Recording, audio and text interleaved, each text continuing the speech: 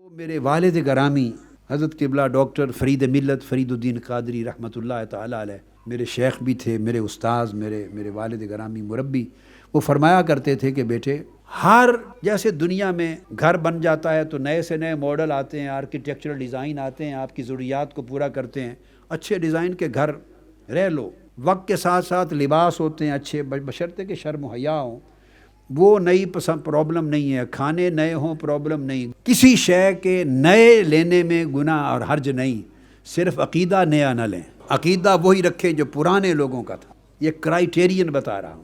عقیدہ پرانا رکھیں، باقی ہر شے نہیں لے لیں. ہر شے نہیں لینے سے آپ ترقی یافتہ ہوتے چلے جائیں گے، ترقی یافتہ ہوتے چلے جائیں گے، آگے بڑھتے جائیں گے دنیا کے ساتھ ساتھ. عقیدہ پرانا رکھنے سے آپ ایمان پر قائم رہیں گے. جتنی باتیں، بہت سی چیزوں کی آپ کئی باتیں کئی حوالوں سے سنتے ہیں، وہ سب نئے فتنے ہیں. لہٰذا 2-4 نسلیں پیچھے جائیں، دین میں، مذہب میں، روحانی روایات میں جو طور طریقے آپ کے پچھلی نسلوں میں تھے ان کو ترک نہ کریں، چونکہ انہوں نے پھر اپنی پہلی نسلوں سے لیا تھا. ہر پچھلا دور آقا علیہ السلام کے دور کے قریب تھا ہماری نسبت. خیر القرون قرنی ثم الذین یلونہم ثم الذین یلونہم. آقا علیہ السلام نے فرمایا سب سے بہتر میرا زمانہ، یعنی وہ صحابہ کرام جنہوں نے مجھے پایا، صحابہ کرام اور اہل بیت اطہار جو آقا علیہ السلام کی حیات طیبہ میں تھے، تو وہ حضور کا زمانہ تھا صلی اللہ علیہ وسلم. عہد صحابہ کہلاتا. ثم الذین یلونہم، پھر ان لوگوں کا زمانہ سب سے بہتر ہے جنہوں نے انہیں پایا، وہ تابعین کا دور تھا. ثم الذین یلونہم، پھر ان لوگوں کا دور جنہوں نے تابعین کو پایا، وہ اتباع التابعین.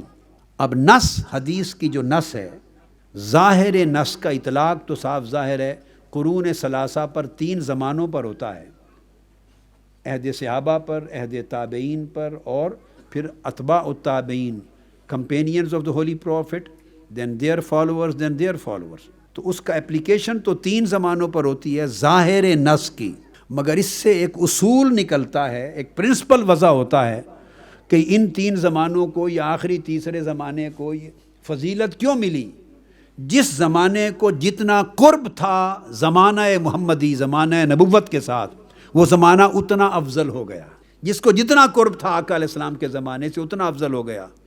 اب اس اصول کو جب ہم صدیوں پر اپلائی کریں گے تو جو صدیاں آقا علیہ السلام کی صدی کے جتنے قریب تھیں وہ پچھلی صدیوں سے اتنی بہتر ہوں گی. اس اصول کی اپلیکیشن یہ ہوگی تو صدیوں کا بھی اطلاق ہوگا، کمپیریزن ہوگا. لہٰذا یاد رکھ لیں، یہ تصور دیا جاتا ہے کہ پہلے لوگ جاہل تھے، اب علم آ گیا ہے قرآن و سنت کا ہمارے پاس، سو ان کی روش پہ نہ چلو. یہی طور طریقے ہمیشہ حق کو رد کرنے والے کہتے رہے ہیں. دین اور ایمان کے معاملے میں پہلوں کے پاس لیگیسی تھی، ایک لیگیسی تھی، وراثت تھی، ایک تسلسل تھا، کنٹینیوٹی تھی، اور وہ آقا علیہ السلام کی امت میں تسلسل سے چلی آ رہی تھی. امت خیر پہ رہی. حضور نے فرمایا اللہ پاک میری امت کو من حیث المجموع کبھی گمراہی پر جمع نہیں فرمائے گا، جس کا مطلب ہے کہ تسلسل کے ساتھ زمانوں میں میری امت خیر پہ رہے گی اور خیر برقرار رہے گی. تو خیر کی لیگیسی ہے، ایک کنٹینیوٹی ہے جو صدیوں سے چلی آ رہی ہے. لہٰذا عقیدہ وہی اچھا ہے جو پہلے لوگوں کا تھا. جو نئی چیز عقیدے میں کوئی دارائے کرائے گی، داخل ہوگی اور کہے گا کہ یہ پچھلے جاہل تھے، وہ مشرک تھے، وہ بدعتی تھے، وہ ناواقف تھے، قرآن و سنت کا علم ان کے پاس نہ تھا، اب ہم محقق ہو گئے ہیں، علم تک ہماری رسائی زیادہ ہے، سو ہماری بات مانو. تو میں کہوں گا دنیا کے ہر معاملے میں ان کی بات مانو، دین اور عقیدے میں وہ بات نہ مانو. دین عقیدے میں وہی اچھا جو پرانا تھا، دنیا میں وہی اچھا جو نیا ہے. جتنا پیچھے جائیں گے تو منبع ہدایت مصطفیٰ کی طرف جائیں گے، جتنا پیچھے جائیں گے ازمنہ اولیاء کی طرف جائیں گے، اولیاء کے زمانوں کی طرف جائیں گے، صالحین کی صدیوں کی طرف جائیں گے. اس لیے دین اور عقیدہ وہ اچھا جو پچھلے زمانوں سے تسلسل میں آ رہا ہے، اور دنیا وہ اچھی جو ترقی کے تقاضوں پر آگے بڑھتی چلی جائے. اب اس بات کو میں نے اس لیے ایک تمہید کے طور پہ آپ کے سامنے رکھا تاکہ یہ بات سمجھ میں آ جائے کہ وقت گزرنے کے ساتھ ساتھ اب چونکہ عقائد میں تغیرات آ رہے ہیں، ان تغیرات میں سے لوگ اب یہ بات بھی کرتے ہیں کہ اگر حضور علیہ السلام کے میلاد کا موقع آ جائے تو کہتے ہیں کہ میلاد کیوں سیلیبریٹ کیا جائے، اور وہ اس کو ارریلیونٹ سمجھتے ہیں. بھائی ہم سے مت پوچھو، یہ تو صدیوں سے پوری امت مسلمہ سیلیبریٹ کرتی آ رہی ہے. یہ پاکستان اور ہندوستان کے لوگوں نے اس کو جنم نہیں دیا، یہ مکہ اور مدینہ کے لوگ اور عرب و عجم کے لوگ صدیوں سے ہمیشہ سے سیلیبریٹ کرتے آ رہے ہیں. تو یہ لیگیسی ہے اسلام کی. ایک کویسچن آتا ہے نا دل میں. اسی طرح یہی معاملہ ذکر حسین کا ہے. جب محرم کے ایام آتے ہیں، شب عاشور آتی ہے، یا یہ چند دن آتے ہیں، تو اگر آپ کوئی 30 40 50 سال پیچھے چلے جائیں، 60s کا 1960s کے دور کو، 50s کے دور کو دیکھ لیں، 60s کی دہائی کو دیکھیں، 70s کی دہائی کو دیکھیں، 80s کی دہائی کو دیکھیں، پیچھے چلے جائیں 30 سال 40 سال 50 سال 60 سال پھر 100 سال، تو جن کی عمر ذرا زیادہ ہے ان کی یادداشت میں یہ چیزیں ثبت ہوں گی. کوئی علاقہ، گوشہ، خطہ ایسا نہ تھا کہ جب یہ ایام آتے تھے محرم کے، ہر مسجد، ہر گلی کوچہ، ہر جگہ ذکر حسین کی محافل ہوتی، شہادت امام حسین کے جلسے ہوتے. اہل سنت اپنے عقیدہ، مسلک اور اپنے طور طریقے کے مطابق مناتے، اہل تشیع اپنی عقیدہ، مسلک اور اپنی روایت اور طریقے کے مطابق مناتے. اہل تشیع تو بدستور اپنی روایت اور اپنے طریقے کے مطابق کرتے چلے آ رہے ہیں ذکر کو، مگر اس بد نصیبی کہ خارجیت کا اور یہ جو مادیت ہے اور لا مذہبیت ہے، اس کے اثر نے اہل سنت کے عقائد پہ گرد ڈالی ہے. جس ذوق سے، شوق سے، رغبت سے، محبت سے، اہتمام سے اہل سنت والجماعت کے ہاں ذکر حسین ہوتا تھا، شہادت امام حسین کے اجتماع ہوتے تھے جتنی کثرت کے ساتھ، اب آپ تھوڑا سا کمپیئر کریں آج سے 40-50 سال پہلے کا وقت اور اب کا وقت، وہ جوش و خروش نہیں رہا، وہ تسلسل نہیں رہا، وہ کثرت نہیں رہی.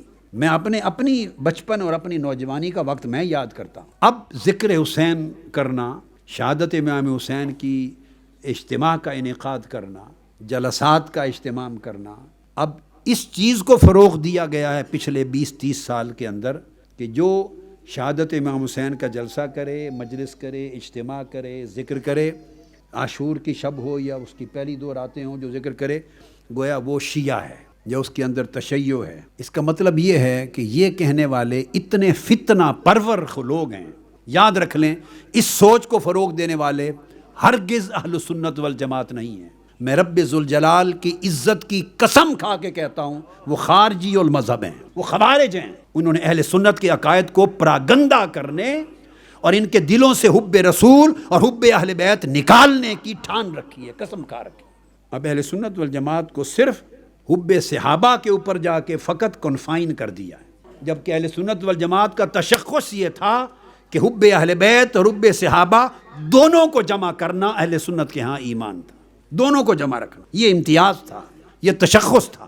اب اہل سنت کو صرف محصور کیا جا رہا ہے حب و تکریم صحابہ کرام کی حب و تکریم پر، اہل بیت کی محبت، اہل بیت کی مودت، اہل بیت کا ذکر، اس کو نکالا جا رہا ہے گریجولی مختلف ہیلوں بہانوں سے. ایک زمانہ گزرا، بڑا طویل وقت تھا کہ جن لوگوں نے بہت عرصہ پہلے خارجی فکر کو قبول کر لیا تھا، میں خود گواہ ہوں اس بات کا کہ 8 9 10 محرم الحرام کی راتوں کو وہ بھی جلسے کرتے تھے. میں نے اپنی آنکھوں سے دیکھے ہوئے ہیں وہ جلسے اور اپنے کانوں سے سنے ہوئے ہیں. اہل سنت کے ہاں بھی جلسے ہوتے، اہل تشیع کے ہاں بھی ہوتے، اور ایک اور دیگر طبقات کے ہاں بھی ہوتے. جو لوگ ذکر اہل بیت کو بہت عرصہ پہلے سے رد کر چکے ہیں، ایک خارجی فکر کا تسلسل جن کے ہاں چلا رہا ہے، وہ جلسے کرتے تھے 3 رات 8 9 10 محرم، اجتماع کرتے، بلاتے علماء کو، واعظین کو، خطباء کو، مناظروں کو، ہزاروں سینکڑوں لوگوں کا اجتماع ہوتا، اور شب عاشور میں بیان سیدنا فاروق اعظم کی شہادت کا کر رہے ہوتے، سیدنا عثمان غنی رضی اللہ تعالیٰ عنہما کی شہادت کا بیان کر رہے ہوتے. اور میں نے اپنے کانوں سے سنا کہ ذکر اور مناقب حضرت امیر معاویہ رضی اللہ تعالیٰ عنہ کے مناقب بیان کر رہے ہوتے. موقع شہادت امام حسین کا ہے، موقع شہدائے کربلا معلیٰ کے ذکر کا ہے، موقع ذکر مودت اہل بیت کا ہے، موقع حب اہل بیت کے پیغام کو لوگوں کے دل میں اجاگر کرنے کا ہے. اور ساری رات تقریریں کرتے حضرت امیر معاویہ رضی اللہ تعالیٰ عنہ کے شان میں. بھی آپ نے اگر ان کے مناقب بیان کرنے یا ذکر بیان کرنا ہے تو جو طریقہ ہے جیسے لوگ کرتے ہیں کہ یوم وفات پہ کرتے ہیں، آپ ان کا ذکر، ان کے مناقب ان کے یوم وفات پہ کریں، الگ منائیں۔ جو جس کی شہادت کا وقت ہے، جن کی وفات کا ذکر ہے، جیسے سیدنا غوث العظم رضی اللہ تعالیٰ عنہ کا 11 ربیع الثانی کا وقت آتا ہے تو اس تاریخ کی مناسبت سے ہم ان کا ذکر کرتے ہیں۔ معراج کی رات آتی ہے 27ویں جو شب رجب کی، تو اس موقع پر حضور کے معراج کا ذکر کرتے ہیں۔ ربیع الاول کا وقت آتا ہے 12 ربیع الاول، حضور کے میلاد کا ذکر کرتے ہیں۔ یوم صدیق اکبر مناتے ہیں، یوم فاروق اعظم مناتے ہیں، یوم عثمان غنی مناتے ہیں۔ 21ویں رمضان المبارک کی رات آتی ہے تو یوم علی شیر خدا مناتے ہیں۔ ہمارے ہاں طریقہ ہے جن کی شہادت یا وفات کا وقت آتا ہے سوائے آقا علیہ السلام کے، ان کے ولادت اور میلاد مناتے ہیں۔ تو جب وقت آتا ہے اس وقت کرے۔ موقع شہادت حسین کا ہے، موقع ذکر علی اکبر کا ہے، موقع ذکر علی اصغر کا ہے، موقع ذکر زین العابدین کا ہے، موقع ذکر سیدہ زینب کا ہے، موقع ذکر اہل بیت کا ہے، اور تم ذکر کر رہے ہو امیر معاویہ کا، اور پھر اس کے ساتھ اس بدبخت اور لعین یزید کا ذکر بھی کرتے۔ یہ میں نے اپنے کانوں سے سنا ہے، میں اپنے بچپن نوجوانی کی بات بتا رہا ہوں۔ ایسے کئی اضلاع پاکستان میں کیا کیا بیان کروں میں جانتا ہوں۔ اور اب حالت یہ ہو چکی ہے کہ میں نے چند ماہ قبل یا غالباً 1 سال قبل یا چند ماہ قبل کسی نے مجھے انٹرنیٹ پہ دکھایا ایک مولانا صاحب کی تقریر۔ وہ اس طبقے سے نہیں ہیں، اہل سنت والجماعت خود کو بریلوی کہنے والے، وہ خود کو فخر سے بریلوی کہتے ہیں، نامور صاحب ہیں، ایک نامور ہیں، بریلوی کا دعوے دار۔ ان کی تقریر مجھے کسی نے انٹرنیٹ پہ دکھائی۔ 10 محرم الحرام کا شب عاشور کا جلسہ تھا، بینر لگا ہوا تھا، اور وہ بریلوی صاحب مولانا صاحب ایک مناظر ہیں، وہ مناقب حضرت امیر معاویہ بیان کر رہے تھے۔ انٹرنیٹ پر میں نے اپنے کانوں سے سنے اور میں نے پڑھا انا للہ و انا الیہ راجعون۔ موت واقع ہو گئی ایسے لوگوں کے عقیدے کی اور ایمان کی۔ ایسے موقع پر یہ ذکر کرنا مجھے سوائے بغض اہل بیت کے اور کوئی سبب دکھائی نہیں دیتا۔ میں حضرت امیر معاویہ رضی اللہ تعالیٰ عنہ کی تعظیم و تکریم کرتا ہوں۔ آپ نے دیکھا ہر بار ان کے اسم گرامی کے ساتھ رضی اللہ تعالیٰ عنہ کہتا ہوں۔